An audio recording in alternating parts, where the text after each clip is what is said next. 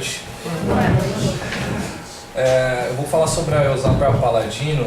Eu fiz uma pesquisa e é bem interessante eu expor que nos sites que a gente tem no Brasil, a gente tem pouca riqueza de detalhes sobre a vida da Eusápia Palladino, até porque ao que ela foi submetida, até como a gente vê aqui, que foi a primeira média de efeitos físicos, né, submetida a experiências, a história dela é bem enfática em relação às experiências que foram feitas com ela, né? Então, se a gente quiser pesquisar mais sobre a relação como ela era mesmo como mulher e tudo mais, é desafiador porque os sites são todos em italiano, né? Então todo mundo vai ter que estar meio afiado para conseguir entender. Vamos lá. A Eusápia, ela nasceu em 1954, em 31 de março, em Minervino, na Itália, né? Ao nascer, a mãe dela desencarnou quando ela nasceu.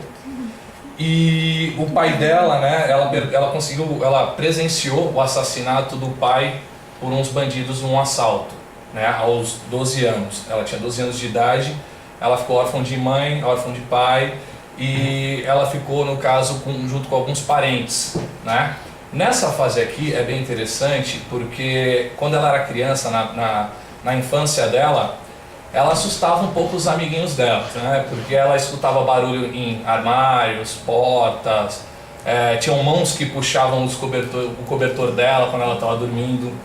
De noite ela via olhos olhando para ela e tudo, e todo mundo achou que ela estava já começando a delirar, né? E foi quando falaram que queriam levar ela para um convento. Falaram que isso aí, ao invés de exteriorizar todo esse tipo de coisa, procurar alguma ajuda, no caso para os familiares, ela estava ficando louca, e falaram, vamos colocar ela no convento, que a gente, na época, né, era ruim na família ter alguém que fosse, né, que aparentasse, né, estar louca, isso e aquilo. Então levaram ela queriam levar ela para um convento. Aí foi em 1968, não levaram ela para o convento, né, continuou seguindo com todos essas aparições para ela, esses olhares, tudo continuou, né? E ela parou de falar para a família porque ela era ameaçada a ser levada para convento, então ela começou a segurar isso. Em 1968, quando começava já, dentro desse período, já iniciava na época as mesas girantes, né? Isso tudo aconteceu nessa época das mesas girantes. E essa família aqui, no caso, ficou com a Eusápia, né, depois dela órfã de mãe e de pai, ela começou, esses parentes dela, ela trabalhava de empregada doméstica na casa desses parentes. E a diversão na época, diversão entre aspas, eram ir nessas mesas girantes, porque eles se consultavam nessas mesas girantes. E a Eusápia nunca ia, ela ficava dentro de casa, nas funções e tudo mais de empregada doméstica, e ela não ia, no caso, para essas mesas girantes. Foi quando ela foi convidada um dia para ir nessas mesas girantes. Nesse dia que ela foi, né, nessas mesas girantes, ela colocou a mão em cima da mesa, junto com todo mundo, e nesse dia aconteceu algo que nunca tinha acontecido em qualquer outras mesas girantes da época, né, que todo mundo ia. No caso, as cortinas saíram, as mesas começaram a levitar, objetos começaram a ir de um lado para o outro, e todo mundo viu que isso só aconteceu pela mediunidade da Eusápia Palladino, porque nunca havia acontecido isso na época das mesas girantes, né? Aqui a gente explica, né, que todas as levitações e movimentações sem qualquer contato de humanos, né, isso foi tudo acontecendo por causa da própria Eusápia Palladino. Os espíritos valiam-se do ectoplasma dela para fazer toda essa movimentação. Então ela tinha uma mediunidade muito forte, da qual os espíritos na época conseguiam usar para fazer toda essa movimentação, que antes eles não conseguiam. Em 1996 começou a educação espírita pelo senhor Damiani. Acredito que muitos aqui já conhecem esse sobrenome, né, senhor Damiani. E essa história aqui é bem interessante, por quê? Porque a esposa do senhor Damiani, ela foi numa reunião mediúnica, e nessa reunião mediúnica, o espírito de John King, né? John King é irmão, numa outra encarnação ele era irmão de Kate King, ele foi o pai de Eusápia Palladino em outra encarnação. E nessa reunião mediúnica com a senhora Damiani, John King se manifesta e passa todas as diretrizes para a senhora Damiani para falar com o marido dela, dando o endereço, dando toda a localização da Eusápia, pedindo para que eles fossem falar com a Eusápia, né, que explicasse para ela quem era o John King, quem era ele, e que encontrasse ela e, no caso, educasse ela, que ele precisava ajudar a Eusápia naquela época, né. A Eusápia, quando ela casou muito nova, nas referências italianas, eles mostram bastante que o nome dele é Rafael Deudais. Mas só que como ela já tinha essas manifestações e tudo, e além disso, ela era muito caridosa, ele abandonou a Eusápia. E todo mundo fala que ela foi bem infeliz nessa época do casamento, porque tudo que ele tinha e ela tinha, ela doava, e ele não entendia por que ela doava tudo que eles tinham, né? Ela era muito caridosa. E depois que a senhora Damiani pegou todo o endereço, falou com o senhor Damiani, ele foi atrás dela, e o endereço era muito específico. Ela está em tal prédio, em tal andar, em tal apartamento, o nome dela é Eusápia. O senhor Damiani foi nesse endereço, foi no andar, tudo certinho, bateu na porta, era Eusápia, uma mulher muito simples, ela era analfabeta, ela não tinha nenhum estudo, mas todo mundo dizia que ela era bem elegante, tinha um olhar bem, né, bem vivo, bem brilhante. E ele falou, estou procurando a Eusápia Palladino. Aí ela falou assim, sou eu. Aí foi quando ele sentou com ela, conversou com ela, e a partir daí o John King se tornou, né, o pai dela, se tornou o guia espiritual da Eusápia, né? Em 1988, começou, a Eusápia foi, no caso, apresentada ao mundo. Essa parte aqui é bem interessante porque começam a aparecer as personalidades que a gente conhece. É interessante a gente sempre enaltecer aqui o que? Observe a data, 1888. Não tinha nenhuma lei relacionada às mulheres. As mulheres nessa época, quem eram as mulheres nessa época? E a gente está falando de Eusápia, de uma mulher que foi abandonada na época, não tinha estudo. É só para a gente mensurar o nível de dificuldade que ela já tinha. Além dela ter toda essa mediunidade, ela era uma mulher numa época muito difícil que foi abandonada, tá? Então, em 1888 foi a primeira aparição, né, da Eusápia através do professor Ercole Sciaia, o nome dele, né? E ele publicou no jornal, ele escreveu uma carta para o Cesare Lombroso, que é um criminalista científico, né? Ele escreveu uma carta falando para o Cesare Lombroso, olha, no caso, eu estou estudando, estou fazendo várias sessões mediúnicas com a Eusápia Palladino, ela é uma médium. Aí ele começou a descrever como que ela era, a altura, a simplicidade, o que ela fazia, o que acontecia, quais eram os efeitos, as levitações das mesas, tudo para ele. E escreveu essa carta, sendo que o Lombroso, ele leu todo e publicou essa carta com um convite para ele estudar sobre a Eusápia Palladino. A partir daí, né, passaram-se 3 anos, o Cesare Lombroso foi até o encontro da Eusápia para fazer todos os estudos com ela, né? O interessante aqui é que essa parte do estudo que ele fez, ele era cético, muito cético na época, até então ele era um criminalista, né, um científico. Um científico já é cético, um científico criminalista é mais cético ainda, né? E depois de ele ter feito 2 sessões com ela, ele se converteu ao espiritismo. Até eu coloquei um trecho aqui que ele coloca: lamento haver combatido com tanta persistência a possibilidade dos fatos chamados espíritas. Por quê? Porque além dele ver todos aqueles fenômenos, ela com a mão amarrada, todo mundo segurando a mão dela, as pernas amarradas, e continuava a levitar as mesas, os efeitos eram diversos. Ela tocava instrumento musical sem ela estar próximo, só olhando para o instrumento musical. Os cientistas na época falaram que ela tinha um efeito magnético tão grande, que compararam como se fosse ondas de rádio hoje, né, o magnetismo dela. Tanto é que ela olhava para bandolim, para piano, ela conseguia tocar à distância. Todos segurando os braços dela, nada se mexia. E ele se converteu, ainda mais, a prova final dele para ele se converter foi quando em uma das sessões se materializou a mãe dele e ele conseguiu conversar com a mãe dele, né? O interessante aqui, que eu sempre coloco, eu pego cada slide e faço um resumo que é com base em pesquisa, que eu gosto bastante, é o quê? Que as pessoas que estavam dentro desse ambiente falavam que inicialmente o ambiente era todo claro, depois ela incomodava bastante ela, depois ela pedia para abaixar um pouco a luz, colocar até uma persiana na frente para não incomodar muito, né? E as pessoas que estavam nessa comissão para ver se era a veracidade dos efeitos junto, né, com César Lombroso, o Schiaparelli, se eu falar algum nome aqui, é porque os nomes são difíceis, tá? Então vocês me ajudam, podem me corrigir, tá? Schiaparelli, diretor do Observatório de Milão, Gerosa, catedrático de Física, então vamos começar a montar, né? Diretor do Observatório de Milão, Gerosa, catedrático de Física, Ermacora, doutor de Filosofia em Munique, então a gente já tem um físico, tem um filósofo, tem um Schiaparelli que é do Observatório, e tem o Charles Richer da Universidade de Paris. Charles Richer, ele ganhou o Prêmio Nobel de Física. Então vocês imaginem na época essa comissão aqui vendo se os efeitos de fato eram verídicos, né?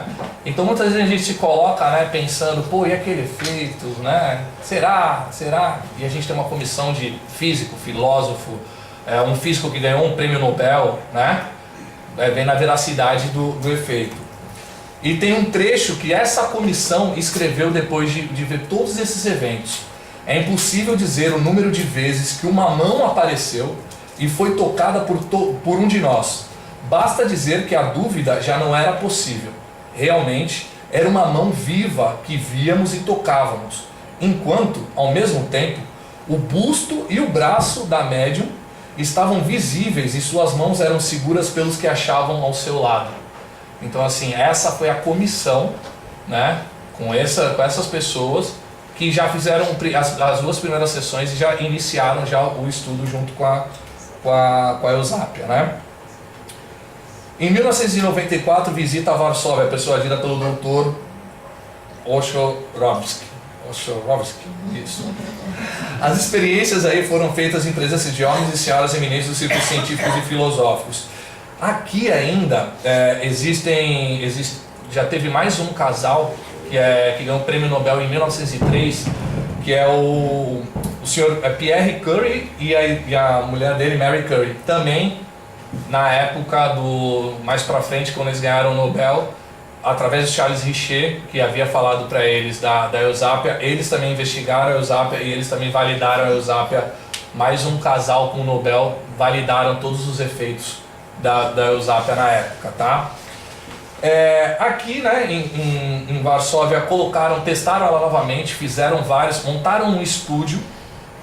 Não sei se vocês já chegaram a ver algum vídeo no YouTube daqueles estúdios em preto e branco, que a médium, ela ficava sentada e faziam adivinhações, pediam para ela levitar coisas e tudo. Colocaram ela em diversos testes para ver quais tipos de mediunidade que ela tinha e que se manifestava, né? Isso foi em 1994.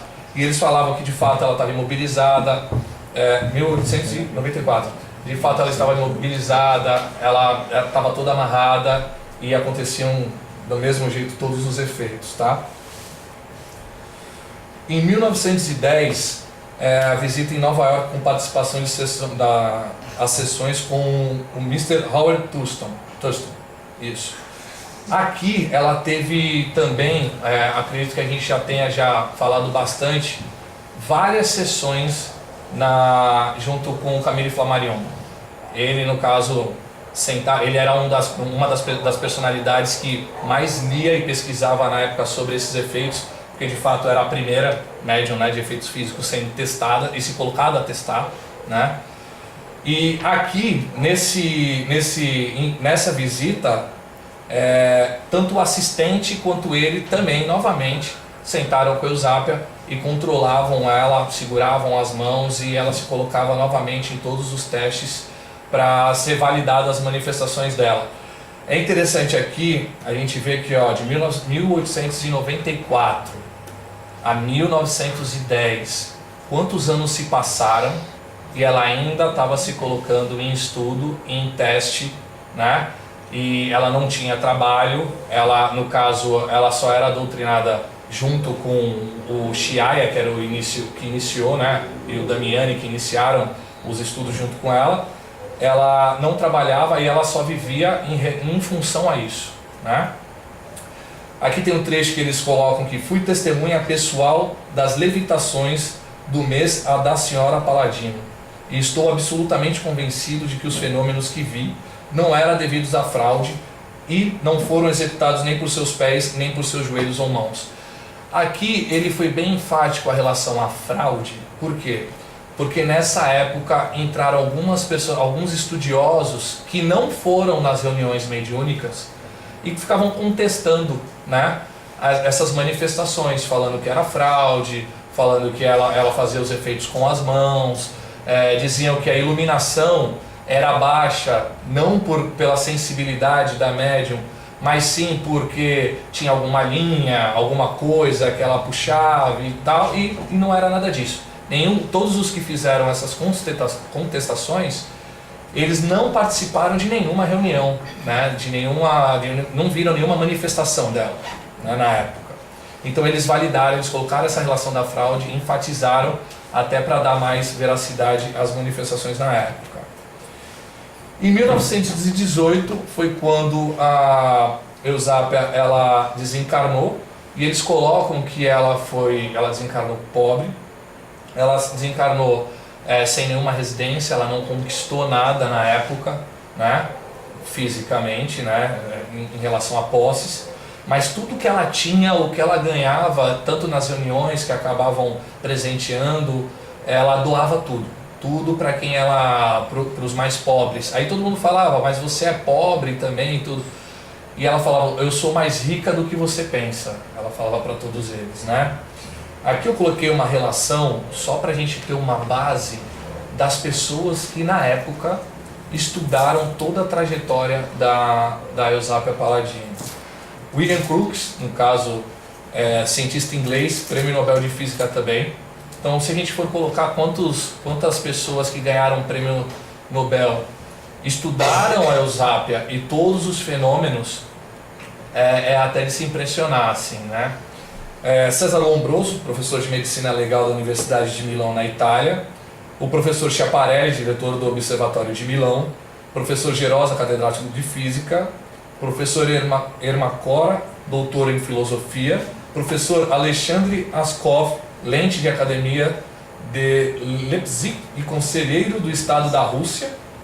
Professor Charles Richer, da Universidade de Paris. Astrônomo e cientista Camille Flammarion. Professor Ernesto Bozano. Escritor e médico Sir Arthur Conan Doyle, também, que a gente já conversou. E aqui eu coloco também o Kardec, que nas referências italianas eles colocam que Kardec iniciou um estudo vendo também as manifestações, como ela foi a primeira, né, a ser estudada cientificamente. Todas as personalidades desta época não tiveram como fugir da Eusápia Paladino, porque ela era a que estava se manifestando e se colocando para estudo, né? Eu coloquei algumas fotos aqui de manifestações, tá? Eu ressalto que todas essas imagens aqui não foram feitas na casa da Eusápia, em algum estúdio que a Eusápia montou, em nada. Quem montava as salas para filmagem e para todos os experimentos eram os próprios cientistas. Então, o próprio Camille Flammarion, tiveram 16 sessões na casa de Camille Flammarion para ele estudar as manifestações. E ele que montava. E quando eles montavam o estúdio, né, o cenário, eles se certificavam de todo tipo de situação que ela poderia fazer, de amarrar uma linha, né, etc. E eles falavam que era impressionante porque os objetos que voavam de um lugar para o outro, eles tinham uma força magnética muito grande. Então parecia que alguém, mesmo puxando com linha, não conseguiria arremessar numa velocidade ou numa direção que eles eram colocados, né? Aqui era a mesa, né? Ela flutuava e algumas vezes passavam de 15 centímetros. Aqui em outro estúdio, né? A foto é bem antiga mesmo, porque em 1894, 1888, 1900. Aqui, ó, dá para perceber, né, que o plano de fundo, alguns planos de fundo estão em preto, outros planos de fundo estão em branco, então são em cenários diferentes, tá? Conforme foram passando os tempos, conforme foram se passando o tempo, as levitações dela começaram a ficar mais altas, entendeu? Então, conforme ela foi controlando a mediunidade dela e ela foi se entregando mais para o propósito dela, as manifestações ficavam mais evidentes, certo? O pai dela, John King, chegou a falar pro Damiani que era de fato um sacrifício da vida da filha, mas só que a filha ela precisava, como planejamento espiritual dela, tudo, era necessário na época que alguém se sacrificasse para o estudo dessas manifestações. Hoje não há mais necessidade de tantas manifestações assim, porque a gente já tem tudo já redigido, a gente já tem todo o material, já é bem mais fácil para a gente. Mas eu acredito que seja muito bacana a gente pegar todo esse material que a Eusapia fez, se propôs, e a gente propagar isso, porque o que mais a gente tem aqui no centro, após o estudo, são os questionamentos. E muitas vezes a gente não tem uma base para a gente falar, porque todo mundo pede alguma manifestação, algo concreto, né? Quem foi que validou isso? Quem foi que viu isso na época e validou isso? Aqui a gente tem 3 personalidades com prêmio Nobel. Então, assim, é verídico, tem sustentação, e é muito sólido. E, poxa, a gente agradece demais esse conteúdo que Eusapia acabou deixando para a gente aí estudar. É isso, gente. Obrigado.